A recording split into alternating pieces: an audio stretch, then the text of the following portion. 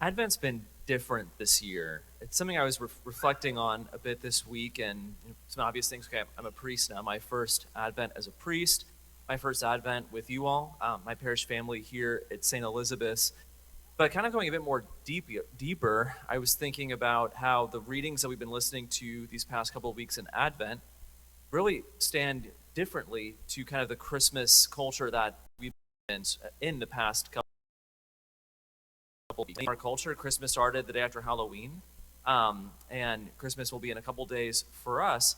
And not to say that tongue in cheek, but there's been just this sense, an advent of waiting, of shaking, of preparation, of anticipation, and seeing the Christmas story in all its beauty and its peace, but also seeing the very real, raw reality that came with the birth of Christ as well. And it's easy for myself, certainly, to look at the Christmas card pictures that we see the nativity scene and really look at the peace, the stillness, the joy, which is all true and all there, but forget the reality to which Jesus came into the world. How Jesus was born at a time of great political turmoil and upheaval in Israel. How Jesus was born to poor parents. How Jesus was born in a stable because there was no lodging for him. And then shortly after his birth, he had to flee into Egypt for fear of being killed. There was a real sense of reality, of difficulty, even in the midst of the peace and joy that was present in the Christmas story. And today's gospel scene places us in another scene that's pretty shaking. We hear the story of Joseph, who in many ways his life has just been turned upside down. He's betrothed to Mary, essentially thinking like maybe being married civilly, but they haven't had like the church wedding yet. And he's got all these dreams to be, the husband of Mary. Probably had dreams for, what their kids would be like, their life together in Nazareth. And he finds out that she's pregnant with a child who is not his own. And just kind of all those dreams, all those plans of his have just come to drop. They're shattered.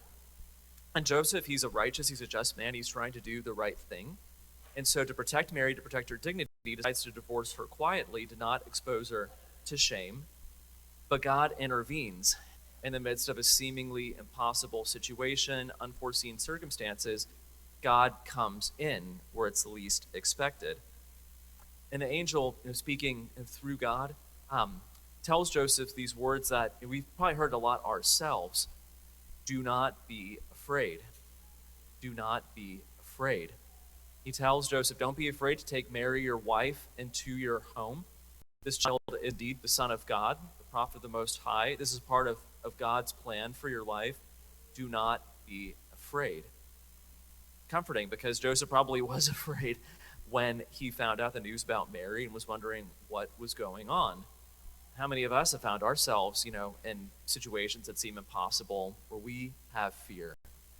And these words, be not afraid, do not be afraid, we've heard them many, many times. I think for us as Christians, their meaning is really quite deep. It tells us, a truth about who God is and his faithfulness, that he is indeed with us. So we can ask, how can we receive these words, do not be afraid, into our own lives, just as Joseph heard them? I think the answer, really lies in because God is with us, which is signified in the meaning of his name, Emmanuel. God is with us. If we read the Bible throughout salvation history, God has intervened in seemingly impossible situations. In the book of the prophet Isaiah that we've been reading from these past couple of weeks in Advent, Israel is in a very difficult low point in their history. The kingdom has been divided, they've been conquered, they've had corrupt kings, there's been constant war. They're nothing like the former glory that they had. They're in a real place of destitution. And the prophet Isaiah, God speaking through him, is telling the people of Israel, I will give you a sign. There will be new hope. There will be new life when you can't seem to see any hope of that in your circumstances. He says there will be this Messiah, Emmanuel, who will come. This is prophesied centuries before Jesus was actually born, giving them this sign of hope. In the midst of something which seems impossible, like nothing's going to change, there will be this sign of hope, and Israel will indeed be saved. Joseph, in finding himself in this situation, is really forced to rely on God in a totally different way. He's a good man, And so he thought, kind of a way I can maybe remedy this situation is to divorce Mary quietly so she's not exposed to shame. Because in the time of Jesus and Mary and Joseph, if a woman who was unmarried was found to be pregnant, the punishment was stoning. The punishment was death. It was quite serious. And so Joseph is trying to do the right thing in the midst of this seemingly impossible circumstance when God intervenes through this angel to tell him, do not be afraid. God is with you. You're not alone in this. Take Mary home. God is indeed at work. I can only imagine how consoling those words were for Joseph, how much they strengthened him. And he acts promptly. We hear, the next morning he went and took Mary into his home. He followed God's plan with this confidence that he received through the message of the angel. This call to be not afraid, really it's a call to trust and to faith, to trust in God, to trust in his plans, even when we can't seem to see any good that's present before it. And this is hard. This is not something which is easy. Why we need to ask for the grace of God, the intercession of the saints to help us, because when our lives are turned upside down, we can say, be not afraid, trust in God, but our head can understand that, but our heart's saying something else. Nobody signs up to get sick. Nobody signs up to lose their job right before Christmas. Nobody signs up to be separated from loved ones or their family. Nobody signs up for their plans to be changed. And so what do? We receive these words of God telling us to not be afraid, to trust in him rather than ourselves. And the call to be not afraid, it doesn't mean that we are not allowed to be scared. Being scared, having fear, that's an emotion, it's natural, it happens. But the call is to place our hands, trust ourselves in the mercy of God, to trust that he is indeed at work. I think one of the greatest pains in facing a crisis or a challenge in our lives is the fear of being alone, the fear of having to face it all by ourselves, which is really a lie, that we're alone. But when we're in the midst of a very difficult situation, a really rough spot in our life, we can feel that we're alone, that we have to fix the issue by ourselves, that our circumstances will push people away from us, that we're unlovable, anything to tell us that we have to take care of it ourselves. And thanks be to God, this is not true, brothers and sisters. We are not alone. We know this because the whole story of the incarnation, the whole story of God becoming man in Jesus and coming down to be with us, tells us that we're not alone. That God loved us so much that he took on our flesh, he became a baby, was born of Mary, was raised and came to die for our sins, to not only be with us, but to save us. Save us when we couldn't save ourselves and bring us back to him. This is really the message of Christmas that we're awaiting. The fact that God became flesh, that God became one of us so that we could become like God, that we could be in union with him and not have to face life alone and be afraid. Joseph, his plans were completely overturned, but God's not outdone in his generosity, and he invited Joseph to be a part of the great plan of salvation. It's true, Joseph wouldn't have kids of his own, but he'd become the foster father of Jesus and take part in the great story of salvation. That's why we honor St. Joseph so dearly today.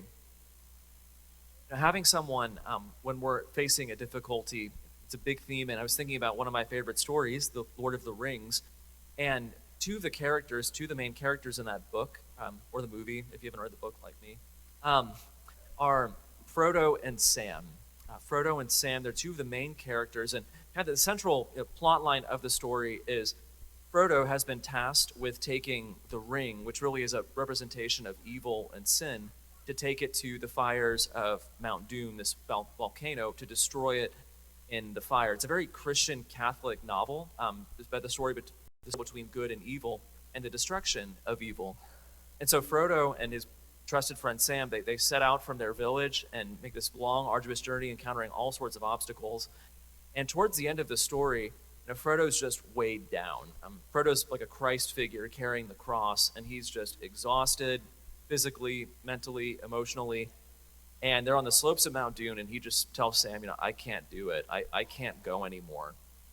And Sam has this beautiful response of friendship, of accompaniment, where he tells him, I can't carry the ring for you, but I can carry you. And so he picks up Frodo, puts him on his back, and goes up the final steps of the mountain to the edge of the volcano, where Frodo was finally able to drop the ring in the fire and destroy it. So good wins, evil is destroyed.